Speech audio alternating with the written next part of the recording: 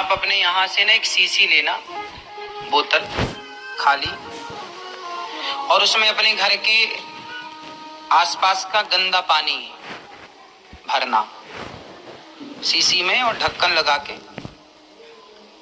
साथ में गंगा जी जब जाओ तो लेकर जाना,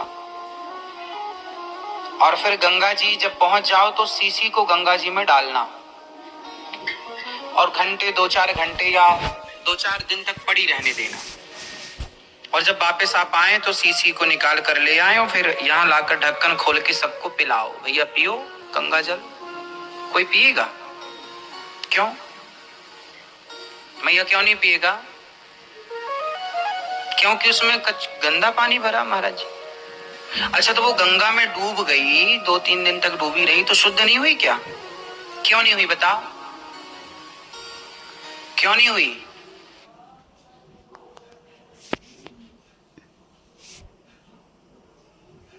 गंगा में तो डूबी रही वो। जब वो सीसी गंगा में डूबी रहने से शुद्ध नहीं हो सकती तो आप लोग भी गंगा में डुबकी लगा के शुद्ध कैसे हो गए?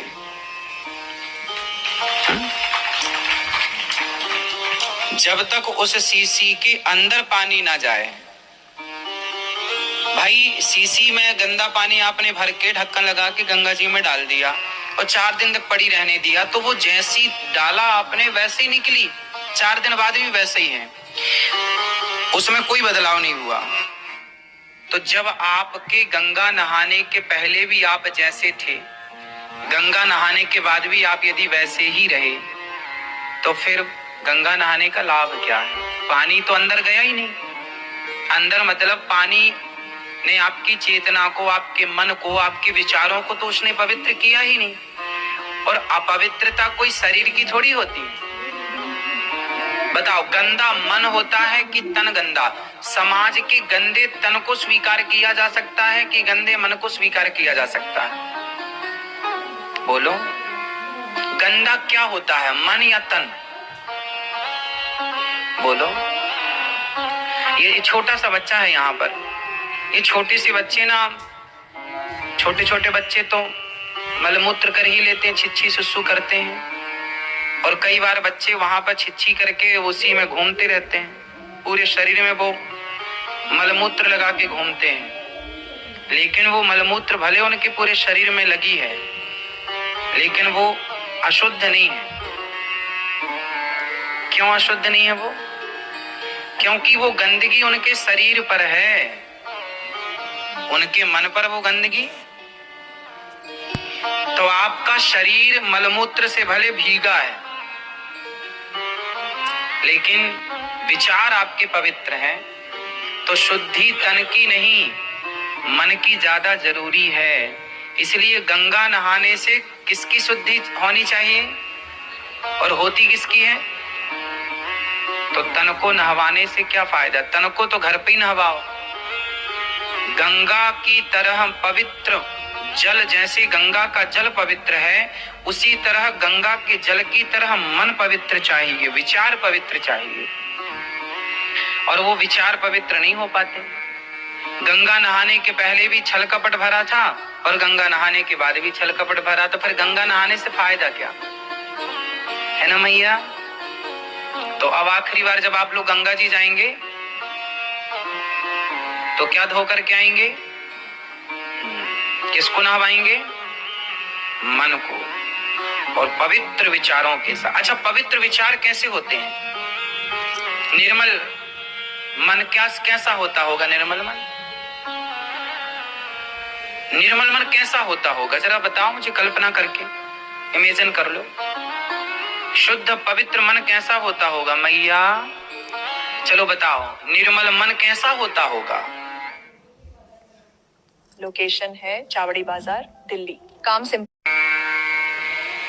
पवित्र मन जिसका हो गया ना, समझो, जिसका मन पवित्र हो गया, उसे भगवान के पास नहीं जाना पड़ता, है ना? शबरी भगवान के पास नहीं गई, भगवान स्वयं शबरी के पास आए। अच्छा, एक बात बताओ, दर्पण में आपका चित्र दिखाई पड़ता है ना?